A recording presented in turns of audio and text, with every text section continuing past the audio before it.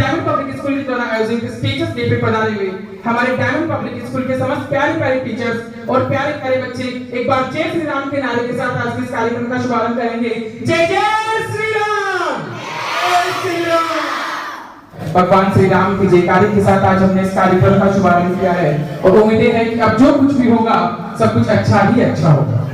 आज teachers day है, शायद इस बारे में मुझे आपको ज्यादा बताना नहीं होगा कि टीचर्स डे क्यों सेलिब्रेट किया जाता है, कैसे सेलिब्रेट किया जाता है। आज हम यहाँ टीचर्स डे सेलिब्रेट करने में एकत्रित हुए हैं। तो टीचर्स डे हम क्यों सेलिब्रेट कर रहे हैं, एक टीचर क्या होता है, वास्तव में टीचर्स के जीवन के मायने क्या है, उसके कर्तव्य क्या है, उसके जीवन का उद्देश्य क्या है, एक छोटी सी बात मैं आपको बताता हूँ। उसके बाद इस कार्यक्रम की शुरुआत करेंगे, इस कार्यक्रम की शुरुआत हम करेंगे।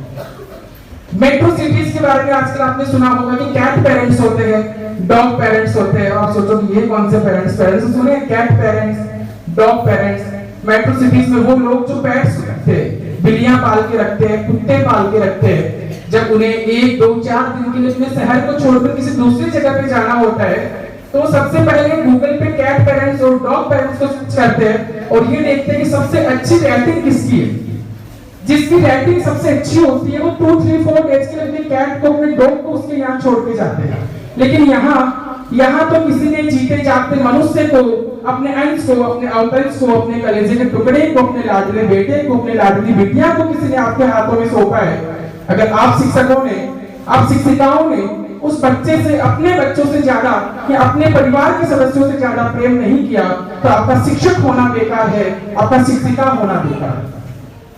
उस हर अभिभावक की उम्मीदों पे, विश्वास पे, उसकी आस पे खरा उतरकर एक शिक्षक की गरिमा को गौरवशाली बनाए रखना, ये हर शिक्षक के जीवन का उद्देश्य होता है। इन नौनिहालों के जीवन के अंधेरे को अपने ज्ञान के प्रकाश से उजागर करना, अपने ज्ञान के प्रकाश से उजाला, उनके जीवन में अपने ज्ञान के प्रकाश से उजाला करना, इनके जीवन को प्रकाशमान करना, ये एक शिक्षक के जीवन का उद्देश्य होता है। ये एक शिक्षक के जीवन का मूल कर्तव्य होता है कि उसको ये काम अपने जीवन में करना है। ये जो नौनिहाल डायमंड पब्लिक स्कूल से जुड़े हुए हैं, आपके साथ, हमारे साथ, ये बिल्कुल एक सफेद कैनवास का टुकड़ा है। कैनवास वो कपड़ा जिस पर दुनिया की सबसे महंगी से महंगी पेंटिंग्स होती है, ये एक वो बिल्कुल सफेद कैनवास का टुकड़ा है जिसमें जो भी रंग भरने हैं वो आपको भरने हैं। इसमें ना आस है, ना विश्वास है, ना तेरा है, ना मेरा है, ना धर्म है, ना जात है, ना पात है। जो कुछ भी लिखना है, जो कुछ भी बनाना है वो आपको बनाना है, वो सब कुछ आपको करना है। ये सफेद कोरे कैनवास के टुकड़े आज शायद आपको ये कह रहे हैं कि मैम, टीचर्स आओ, अपनी कलम उठाओ और हमें एक बहुत अच्छा चित्र बना दो। एक वो चित्र जो विश्व पटल पर भारत के नाम को रोशन करे, एक वो चित्र जिसको देखकर इनके पेरेंट्स, इनके अभिभावक इन पर गर्व महसूस करे, जिस विद्यालय से जुड़े हैं उस विद्यालय पर अपना गर्व महसूस करे। ये कोरे कागज, ये सफेद कैनवास के टुकड़े आपसे ये कह रहे हैं कि मैम आओ, अपना स्टोव उठाओ और हमें दुनिया का एक बेहतरीन चित्र बना दो जिससे हम भी अपनी पहचान विश्व पटल पर बना सकें।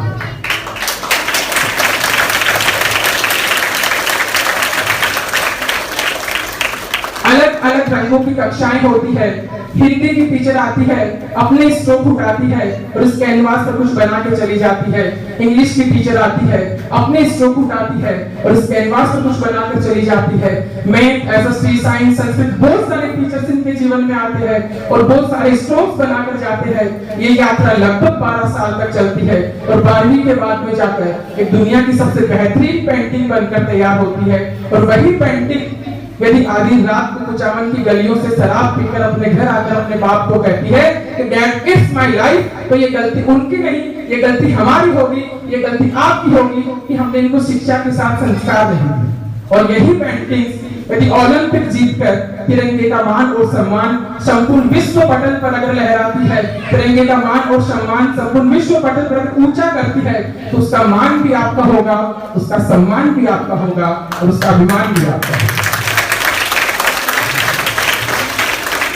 शिक्षक शब्द या शिक्षिका शब्द जिसके आगे जुड़ जाता है वो दुनिया का सबसे गौरवशाली इंसान होता है। आप बड़े सौभाग्यशाली है कि परमात्मा ने आपको सफेद कैनवास के टुकड़े दिए हैं आप बड़े सौभाग्यशाली है कि परमात्मा ने आपको अलग अलग रंगों के कलर, अलग अलग रंग दिए हैं, अलग अलग ब्रश दिए हैं। अब आपका कर्तव्य ये है कुछ ब्रश को उठाना है, कुछ कलम को उठाना है और एक दुनिया की सबसे बेहतरीन पेंटिंग को बनाना है। सर्वप्रथम आज इस हॉल में पधारी हुई डायमंड स्कूल के समस्त शिक्षकों का, समस्त शिक्षिकाओं का मैं हाथ जोड़कर नतमस्तक होते हुए अभिनंदन करना चाहूंगा, अभिवादन करना चाहूंगा कि आपने इन नन्हे मुन्ने बच्चों के सपनों को पूरा करने के लिए, इनके जीवन को साकार करने के लिए रात रात भर अपने घर पे मेहनत करके अपने सपनों को कुर्बान किया है। एक बार जोरदार तालियां डायमंड पब्लिक स्कूल के समस्त शिक्षकों के लिए, समस्त शिक्षिकाओं के लिए। एक संस्था प्रदान एक बहुत अच्छा स्कूल बना सकता है, एक एयर कंडीशनर हॉल आपको दे सकता है, बड़े बड़े क्लासरूम्स आपको दे सकता है, आउटडोर स्टेडियम दे सकते हैं, इंडोर स्टेडियम दे सकते हैं, स्विमिंग पूल्स दे सकते हैं। लेकिन क्लास में बैठे उस बच्चे के मन में इस युद्धता को पैदा करना, इस जिज्ञासा को पैदा करना, उस भाव को पैदा करना कि स्कूल के स्विमिंग पूल में उतरकर मुझे दुनिया का सबसे बेहतरीन तैराक बनना है, ये सिर्फ आप लोग कर सकते हो, ये शिक्षक कर सकते हैं, ये शिक्षिकाएं कर सकती है।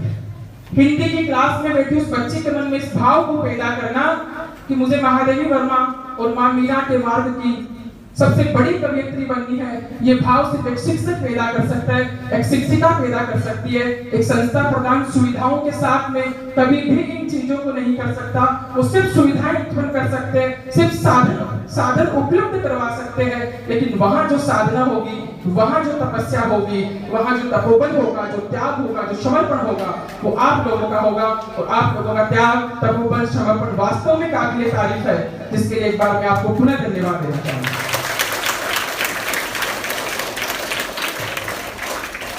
हर बच्चे की अगर अपने मन की बात कल विश्व पटल पर कह पाते हैं तो उसका सौभाग्य भी आप लोगों को प्राप्त होगा, उसके जिम्मेदार भी आप लोग होंगे।